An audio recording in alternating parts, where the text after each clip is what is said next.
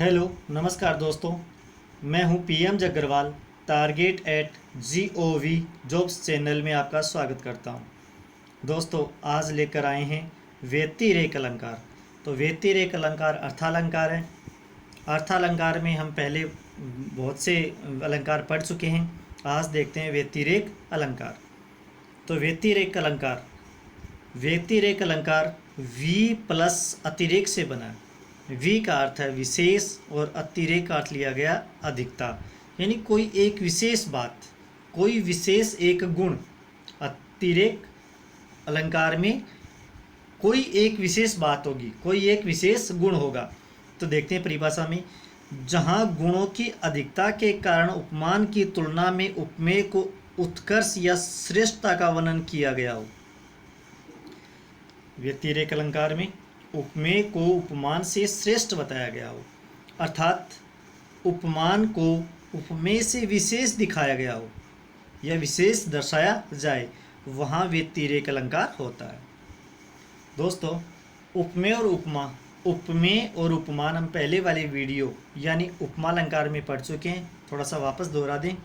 उपमेय जिसकी उपमा या तुलना की जाए उसे उपमेय कहते हैं। उपमान जिससे उपमा या तुलना की जाए उसे उपमान कहते हैं। तो देखते हैं उदाहरण।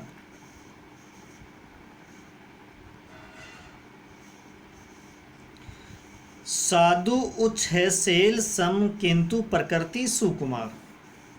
यहाँ पे दो शब्द हैं, साधु और सेल। साधु का अर्थ है साधु या सज्जन लोग, शैल का अर्थ है पर्वत। तो यहाँ पे सबसे पहले ये देखते हैं कि उपमेय और उपमान कौन सा है। तो इस पद्यांश में उपमेय है साधु और उपमान सेल अर्थात पर्वत। तो साधु उच्च है सेल किंतु प्रकृति सुकुमार। साधु या सज्जन लोग पर्वतों के समान ऊंचे अर्थात श्रेष्ठ होते हैं। साधु या सज्जन लोग पर्वतों के समान ऊंचे अर्थात श्रेष्ठ होते हैं, किंतु साधु या सज्जन लोगों का स्वभाव कोमल होता है। यहाँ पे देखो, किंतु प्रकृति सुकुमार। साधु या सज्जन लोगों का स्वभाव कोमल होता है, पर्वतों का स्वभाव कठोर होता है। इसी कारण यहाँ साधु या सज्जन लोगों की कोमल स्वभाव के कारण पर्वतों से अधिक श्रेष्ठ कहा गया है। और कोमलता के स्वभाव के कारण ही यहाँ पर व्यतिरेक अलंकार है, क्योंकि यहाँ पे साधु उच्च है सेल सम, साधु और सेल दोनों को समान बताया गया, श्रेष्ठ बताया गया है। किंतु साधु और सज्जन लोग स्वभाव से कोमल होते हैं और पर्वत कठोर होते हैं, और साधु या सज्जन लोग स्वभाव से कोमल होते हैं।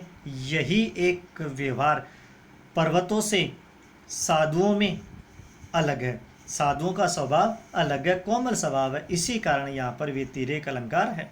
अगला उदाहरण देखते हैं। जिनके जस प्रताप के आगे शशि मलिन रवि शीतल लागे।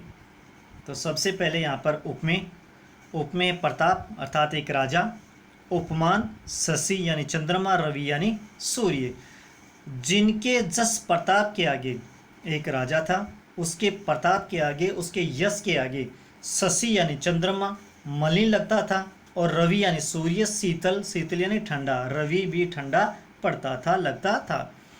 तो यह राजा का स्वभाव व्यवहार प्रजा प्रेम विचार के आगे चंद्रमा मलिन लगता था, और युद्ध की स्थिति में क्रोध और आवेश में रवि भी शीतल लगता था।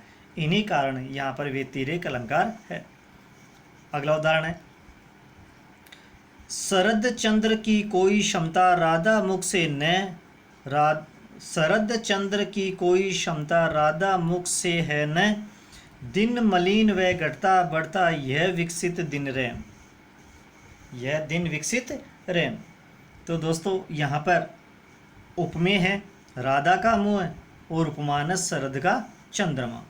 तो यहाँ पर शरद का चंद्रमा प्रकाशमान और सुंदर होता है।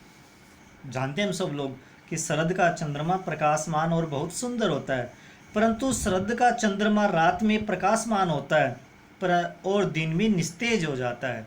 दिन में उसका प्रकाश दिखाई नहीं देता है, कोई फर्क नहीं पड़ता है, निस्तेज हो जाता है।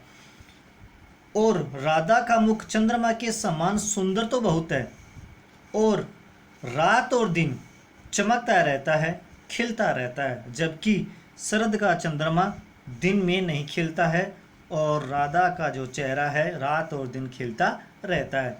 इसी कारण यहाँ व्यतिरेक अलंकार है। अगला उदाहरण है,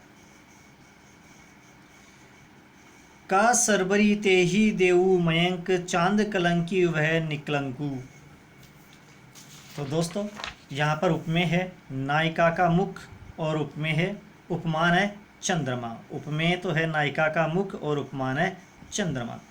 अभी मैंने बताया था कि उपमेय को उपमान से श्रेष्ठ बताया जाता है। व्यतिरेक अलंकार में उपमेय को उपमान से किसी भी एक कारण, कोई भी एक गुण के कारण श्रेष्ठ बताया जाता है, वहाँ पे व्यतिरेक अलंकार होता है।